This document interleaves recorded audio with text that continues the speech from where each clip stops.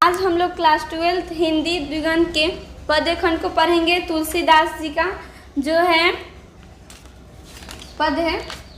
तो तुलसीदास का जन्म 1543 को हुआ था और मृत्यु हुआ था 1623 में। तुलसीदास जी का जन्म राजापुर बदा उत्तर प्रदेश में हुआ था। उनके बचपन का नाम था राम बोला। उनके माता जी का नाम था हुलसी और पिता का नाम आत्माराम दुबे था। तो चलते हैं क्वेश्चंस के पास।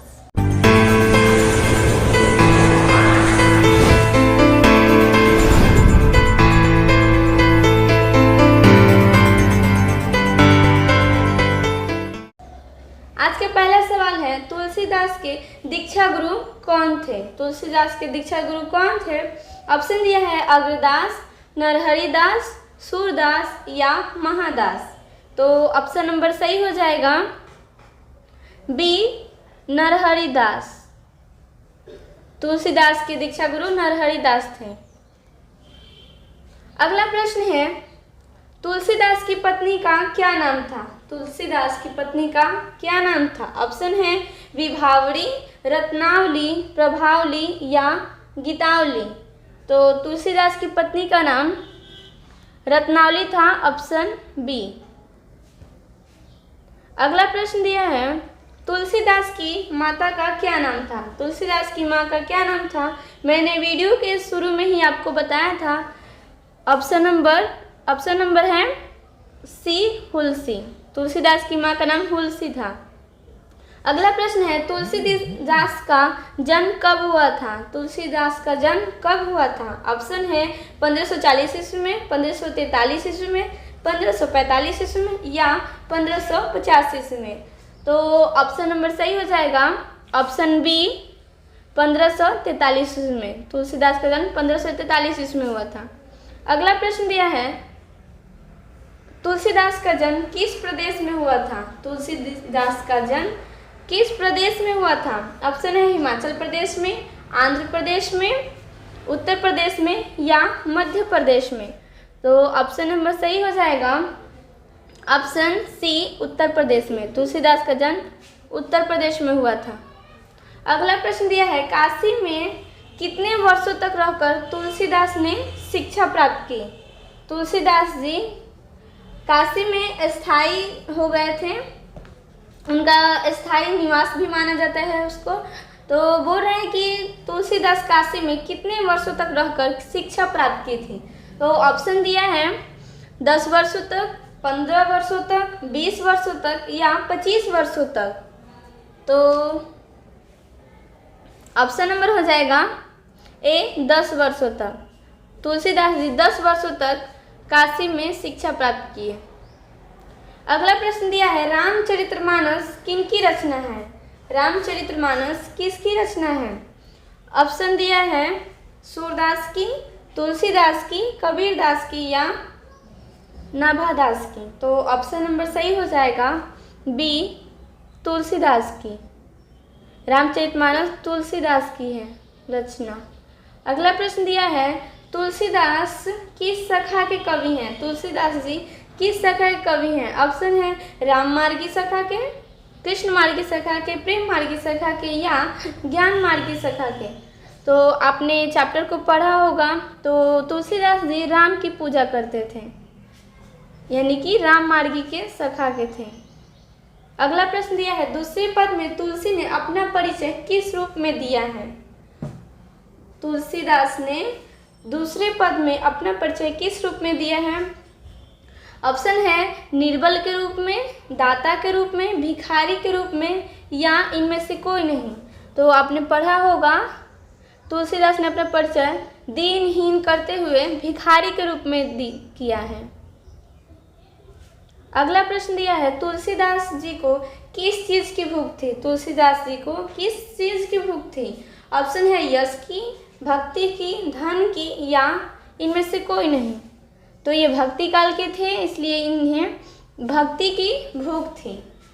भक्ति काल के कवि माने जाते हैं तुलसीदास जी।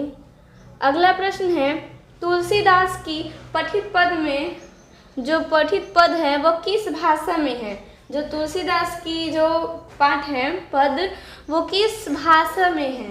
तो ऑप्शन दिया है मैथिली, ब्रजभाषा, खड़ी बोली या अवधी।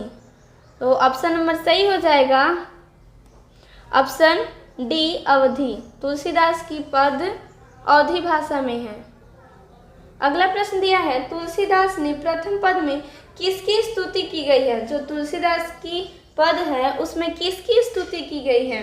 गणेश जी की, भगवान शिव की, सीता जी की या इनमें से कोई नहीं। तो आपने चैप्टर में पढ़ा होगा, वो तुलसीदास जी से सहायता मांगते हैं कि उनकी बातें भगवान राम तक पहुँचे। तो वो सीता जी की सहायता करते हैं, यानी उसकी स्तुति करते हुए किए हैं। अगला प्रश्न दिया है तुलसीदास के दोनों पदों में किस रस की व्यंजना हुई है। जो तुलसीदास के पद दिए हैं उनमें किस रस की व्यंजना है। ऑप्शन है वात्सल्य रस, भक्ति रस, रौद्र रस या श्रृंगारिक रस, श्रृंगार रस। तो ऑप्शन नंबर सही हो जाएगा बी भक्ति रस। तुलसीदास के दोनों पद में भक्ति रस की व्यंजना की गई है। अगला प्रश्न दिया है तुलसीदास ने प्रथम पद में अपना परिचय किस रूप में दिया है। तुलसीदास ने प्रथम पद में अपना परिचय किस रूप में दिया है।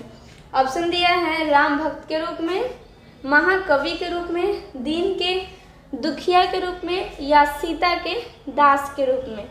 तो ऑप्शन नंबर सही हो जाएगा ऑप्शन डी सीता के दास के रूप में अपना परिचय दिए थे।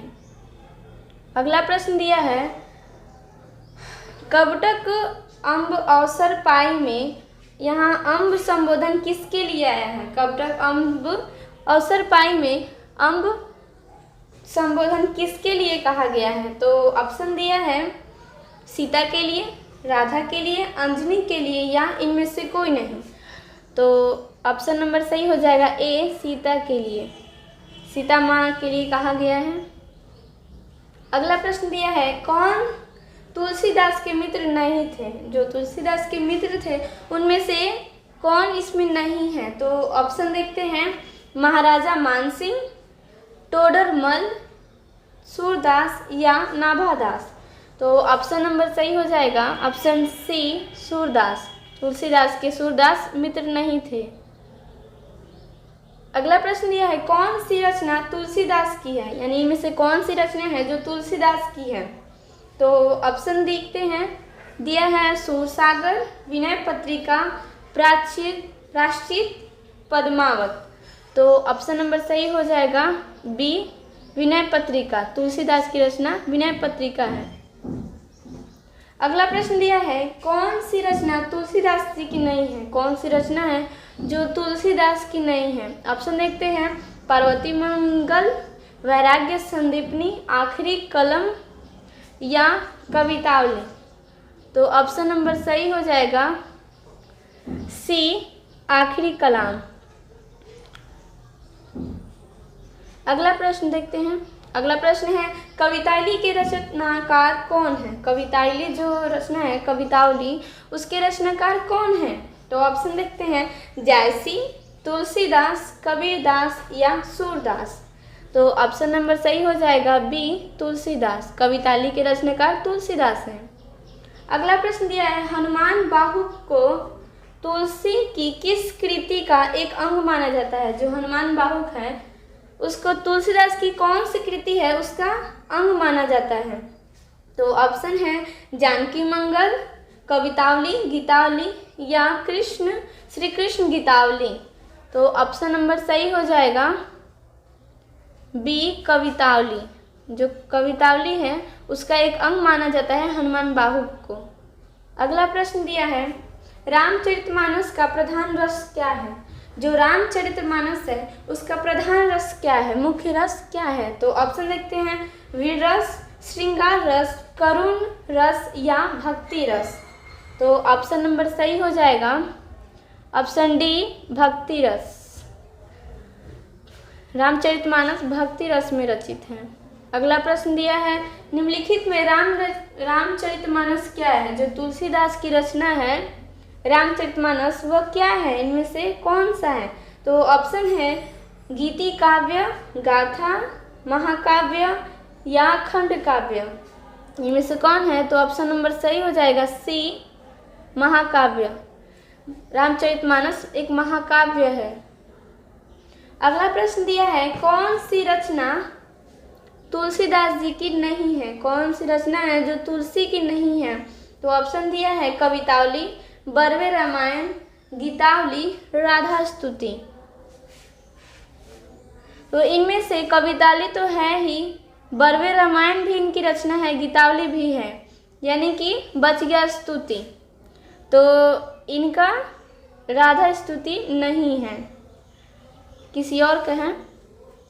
अगला प्रश्न दिया है, रामचरितमानस जिसे मानस भी कहा जाता है, उसकी रचना का समय काल क्या है? यानी मानस का रचना कब हुआ है रामचरितमानस का?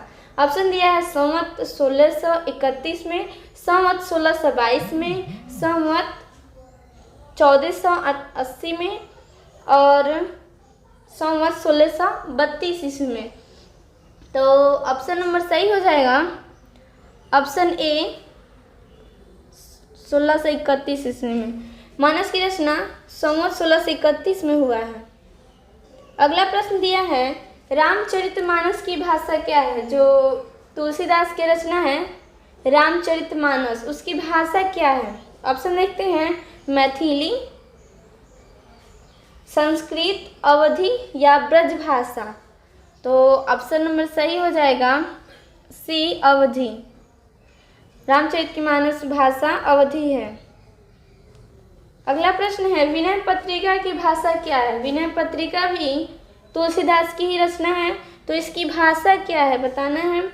ऑप्शन दिया है अवधी, अंतर्वेदी, ब्रज भाषा, मैथिली या अंगिका। तो ऑप्शन नंबर सही हो जाएगा बी, ब्रज भाषा है, ये भी अंतर्वेदी।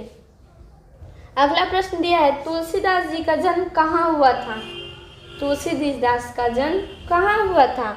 ऑप्शन दिया है राजा बदा उत्तर प्रदेश में जो कि है, या अयोध्या में, या हाजीपुर में, या प्रयाग में। तो ऑप्शन नंबर सही हो जाएगा ए, राजापुर बदा उत्तर प्रदेश में। अगला प्रश्न दिया है, तुलसीदास का मूल नाम क्या था? मैंने शुरू में ही वीडियो के शुरू में आप लोग को बताया था कि तुलसीदास का मूल नाम क्या है, मतलब कि उनके बचपन का क्या नाम था। दिया है ऑप्शन बमौला, राम बोला, हरि बोला या इनमें से कोई नहीं। तो ऑप्शन नंबर सही हो जाएगा बी, राम बोला। तुलसीदास का बचपन का नाम राम बोला था। तुलसीदास के शिक्षा गुरु थे, यानी तुलसीदास किससे शिक्षा लिए हैं, उनके शिक्षा गुरु कौन थे? ऑप्शन दिया है नरहरिदास, रविदास, शेष सनातन या मधुसूदन सरस्वती। तो ऑप्शन नंबर सही हो जाएगा सी, शेष सनातन। तुलसीदास के गुरु शेष सनातन थे। अगला प्रश्न दिया है, इनमें से कौन सी रचना तुलसी की है? यानी इनमें से कौन सी रचना है जो तुलसी की है?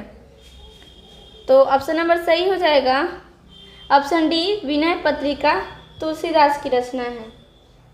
अगला प्रश्न दिया है, कौन सी कृति है जो तुलसी रचित है? कौन सी रचना है, कौन सी कृति है जो तुलसीदास द्वारा की गई है?